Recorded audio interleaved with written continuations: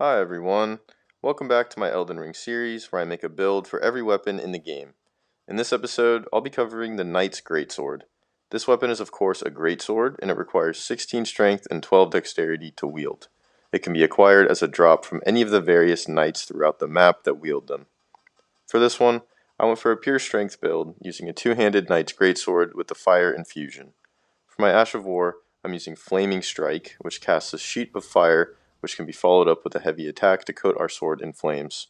My playstyle here involves striking down enemies with our Flaming Greatsword. This sword has a special light attack combo animation. I don't think it's functionally any different from the default moveset, but it definitely looks cool, especially with the fire effect. I always try to keep the Flaming Strike buff active during fights for that slight extra boost to our fire damage. The skill itself can also be used as a damaging attack mid-fight. I tend to use light attacks as my bread and butter source of damage, and the heavy attacks are good as well. The Knight's Greatsword also happens to be one of the longest in the weapon class, so we have very solid range. Another benefit is that greatswords are pretty weighty weapons, meaning that a lot of enemies can be stun-locked with the basic attack combo. With the fire infusion, we get a pretty even split between physical and fire damage. This makes our weapon very strong against enemies that are weak to fire, but on the flip side, it's not the best against fire-resistant enemies. I would recommend switching to a heavy infusion for those. For my stats, at level 150, I have 60 vigor, 11 mind, 36 endurance, 80 strength, 12 dexterity, and 10 intelligence, faith, and arcane. Health is no issue with this much vigor. We can comfortably trade attacks when we need to.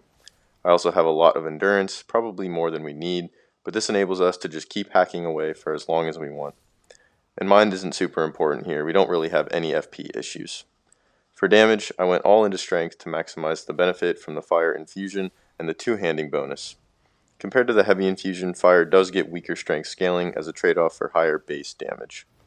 This greatsword happens to get pretty similar scaling across strength versus dex-based infusions, so you could easily make it work with a dex build as well, with either a keen or lightning infusion. For my armor, I went with a knight aesthetic with lots of red to evoke the theme of fire. I'm using the basic knight helm, the fire knight armor, the Hoslow's gauntlets, and Hoslow's greaves. I like this combo a lot, and it seems like a particularly good pairing with the knight's greatsword as a weapon. Not to mention, it looks even more awesome when our sword is bathed in fire. As for my talismans, I am mostly just using support talismans. I'm using the two-handed sword talisman for a two-handing damage boost, the two-headed turtle talisman for more stamina regeneration, the dragon crest great shield for more defense, and the Erdtree's favor +2 for more health, stamina, and equip load. Since this last one is a percentage-based increase, we get the most benefit out of a build like this that has high vigor and endurance already. For the Flask of Wondrous Physic, I am using the Fire Shrouding Crack tier for more fire damage, and the Green Burst Crystal tier for more stamina regeneration. And that is all for this build video on the Knight's Greatsword. Here's an overview of my setup. Thank you for watching, I hope you have a great rest of your day, and I'll see you next time.